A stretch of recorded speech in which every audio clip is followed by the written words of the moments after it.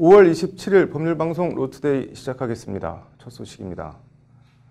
SNS 팔로워만 수만 명을 거느렸던 유명 인플루엔서 임지현 씨의 인블리 화장품 때문에 화농성 피부 염증 등 피해를 입었다는 피해자들이 인블리 측을 상대로 집단 손해배상 소송을 제기하기로 했습니다.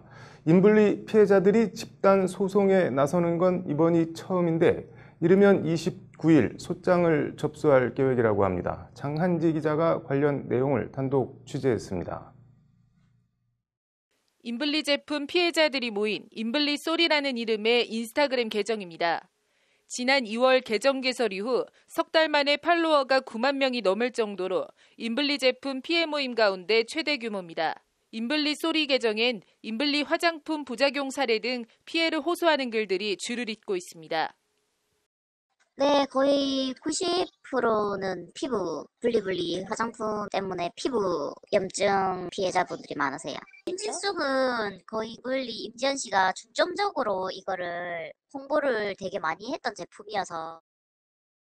계정엔 실제 뭔가 하얀 고체에 결정체가 들어있는 앰플 등 제품의 안전이나 위생에 문제가 있어 보이는 사진들이 많이 올라와 있습니다.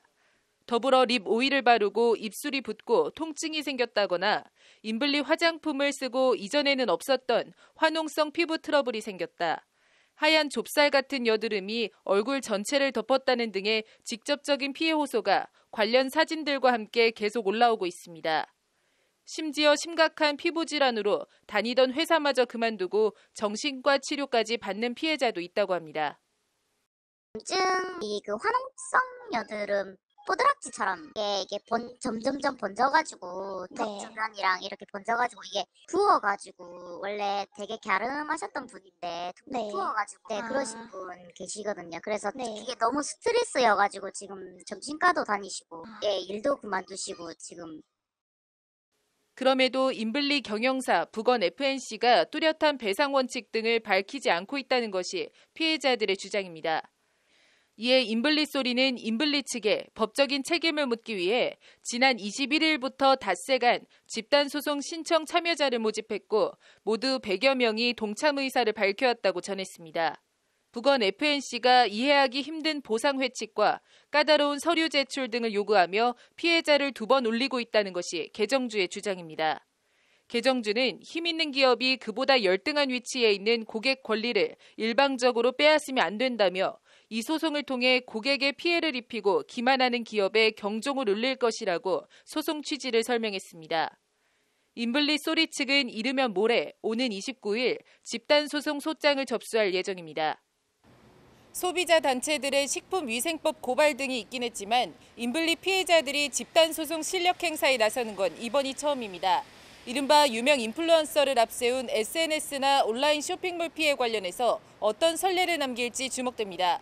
법률방송 장한지입니다. 음악이나 미술, 무용 등 예술 실기 인재를 양성하는 특수 목적 예술고엔 당연히 해당 과목들을 가르치는 실기 교사들이 필요하고 또 근무하고 있습니다. 그런데 이런 예고 실기 강사들은 학교에 소속된 근로자가 아니라며 퇴직금을 주지 않는다면 어떻게 해야 할까요? 법률구조공단 사용설명서, 오늘은 실기 강사의 근로자성에 대해 전해드립니다. 신세아 기자입니다.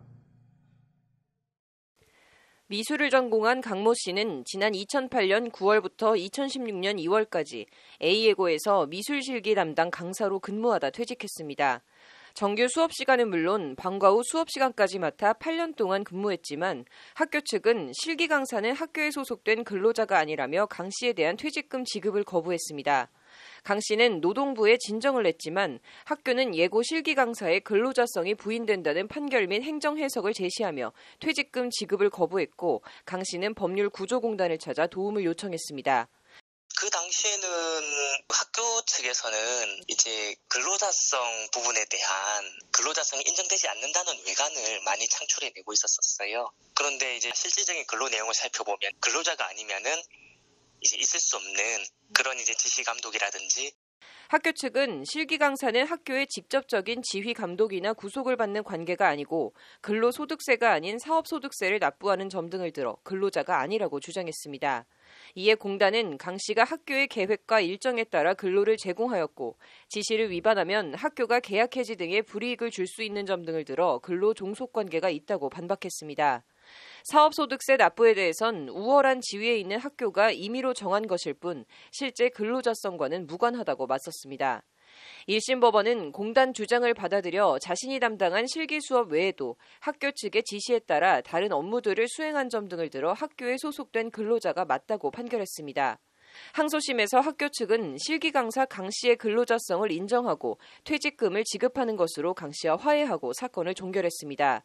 실기 강사의 근로자성을 인정하는 판결례를 찾아보기 어려웠던 것이 사실입니다. 그런데 이 사건에서는 예술고등학교 실기 강사의 구체적 근로조건에 따라 근로기준법상의 근로자성이 인정될 수 있다는 법원의 판단을 명시적으로 끌어낸 점에서 그 의미가 있다고 할 수 있겠습니다. 학교 측의 화해 조정 결정 수용은 관련 판결이 대법원 판례로 굳어지는 것을 꺼려해서 내린 측면도 있습니다. 개별 소송이 아닌 시간 강사들의 근로자성 인정과 관련한 명확한 기준 마련 등 관련 법제도 정비가 필요해 보입니다. 법률방송 신세아입니다.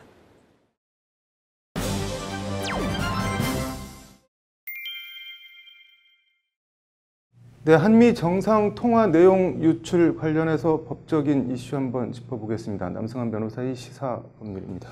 남 변호사, 이거 뭐 일단 사건 관련 내용을 좀 다시 짚어볼까요? 네, 외교관인데 K씨라고 합니다.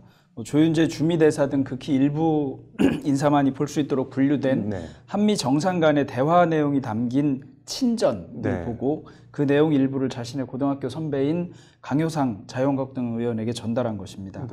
이와 관련해서 강경화 외교부 장관은 취재진에게 1차 조사를 봤을 때 의도가 없이 그랬다고는 보기 어렵다.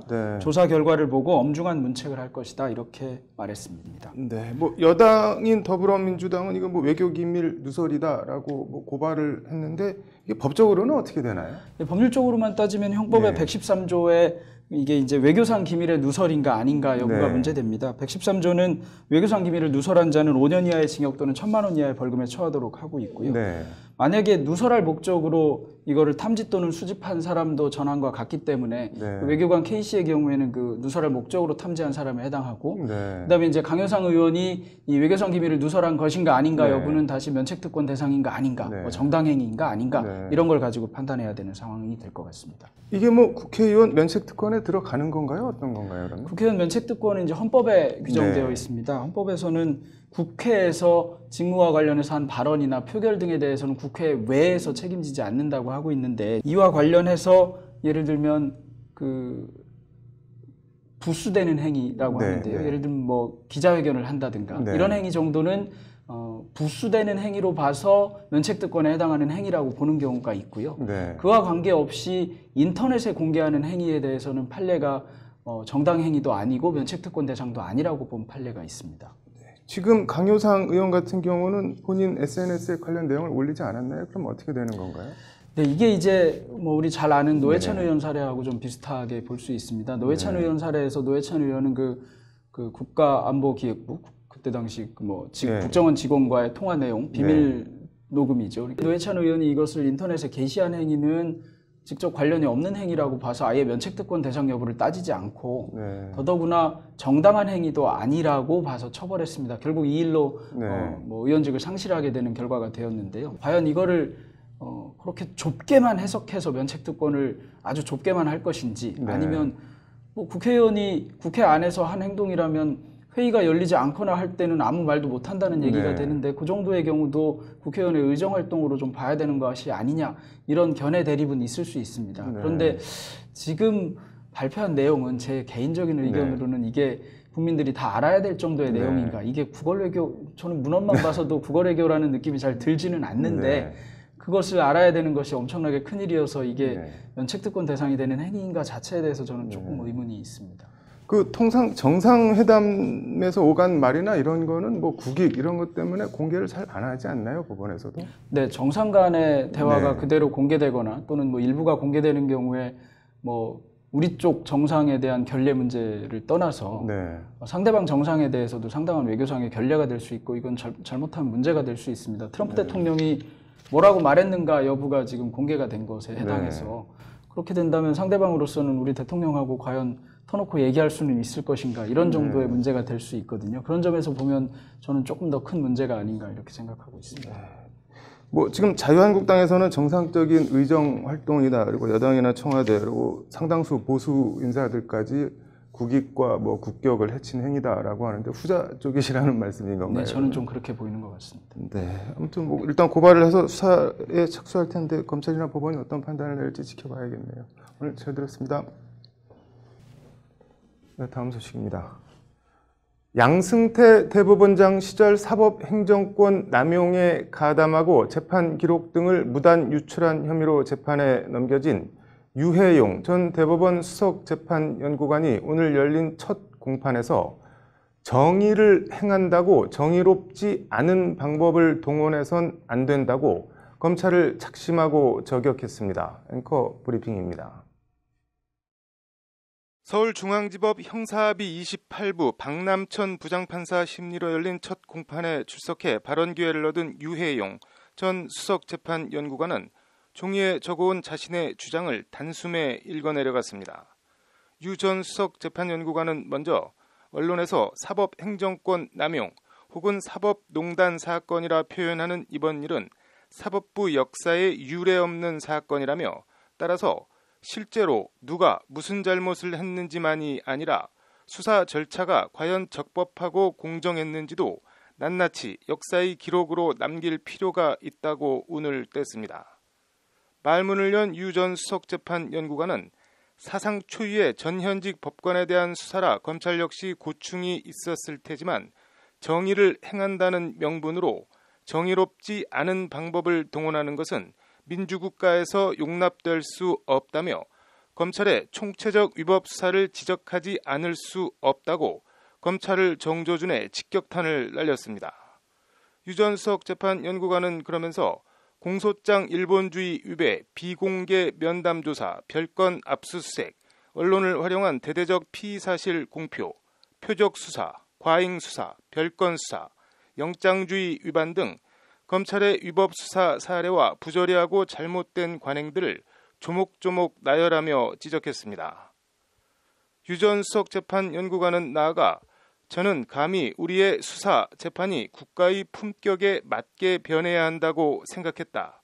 이번 기회에 디딤돌이 되는 판례 하나를 남기는 것이 제 운명이라 생각한다고 잠옷 비장하게 운명까지 얘기하며 검찰과의 일전 불사를 선언했습니다. 겪어보니 수사 실상이 이런지 몰랐다는 것을 깨우쳤다는 것이 유 전 수석재판연구관의 뒤늦은 깨달음이자 검찰을 향한 날선 선전포고입니다. 앞서 지난달 10일 열린 첫 공판 준비기일에서 유 전 수석은 직접 참석하는 대신 변호인을 통해 재판부에 제청한 형사소송법 조항들에 대한 위헌심판 제청 이유를 소상히 밝혔습니다. 해당 조항은 검사는 수사에 필요할 때 피의자의 출석을 요구해 진술을 들 수 있다는 형소법 제200조와 검찰 신문조서의 증거 능력을 인정하도록 한 형소법 제312조입니다. 형소법 제200조에 대해선 피의자 신문의 횟수나 시간을 제한하지 않고 검찰의 출석 요구권이 아무런 제한 없이 무제한으로 규정된 것은 과잉금지 원칙 등 위반으로 위헌이다는 게 유 전 수석재판연구관 측의 주장입니다. 검찰 신문조서 증거능력 인정에 대해선 수십 년간 당연하다는 듯이 검사의 피의자 신문조서를 증거로 인정했지만 세계 어느 선진국에서도 검사의 조서로 재판하는 경우는 없다며 위헌심판을 제청했습니다.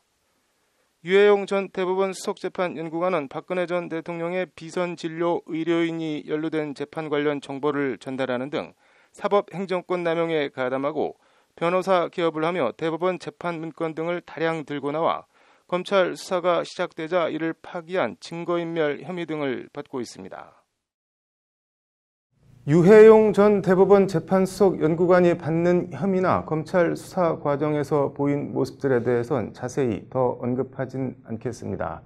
다만 공판 준비기일이나 오늘 첫 정식 재판에서 밝힌 검찰의 일부 고질적인 잘못된 수사 관행 등을 지적한 발언들만 놓고 보면 금과 옥조 버릴 것이 없습니다. 다만 오늘 한 말을 그때 대법원 선임재판연구관이나 수석재판연구관일 때 했다면 검찰 신문조서에 의지하는 수사와 재판 관행에 대한 준엄한 반성과 질타의 목소리를 잘 나가던 판사 시절 냈다면 어땠을까 하는 안타까움과 짙은 아쉬움이 드는 건 어쩔 수 없습니다. 역지사지, 입장이 딛고 서 있는 곳이 바뀌면 생각이 바뀌는 건 당연하고 인지상정인데 뭔가 씁쓸하고 헛헛합니다. 앵커 브리핑이었습니다. 이어서 법조계 소식 전해드리겠습니다.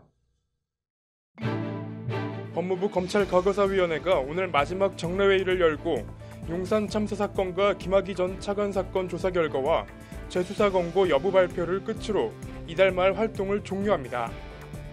2017년 기준 직무유기와 직권남용, 수뢰 등 공무원 관련 범죄는 총 824명으로 경찰 공무원이 472명으로 절반 이상을 차지했고 검찰 포함 법무부가 137명으로 1, 2위를 경찰과 법무가 차지했습니다. 쌍둥이 딸에게 시험 문제와 정답을 유출해 1심에서 징역 3년 6개월을 선고받은 숙명여고 전 교무부장에 대해 검찰이 오늘 사회에 미친 해악과 충격에 비해 형이 낮다며 항소했습니다. 국가인권위원회가 오늘 경찰청장에게 제3자의 집회 방해로 적법한 집회의 자유가 제한되지 않도록 대책을 수립하는 것이 바람직하다는 의견을 표명했습니다. 5월 27일 법률방송 로투데이 마치겠습니다. 시청해주셔서 감사합니다.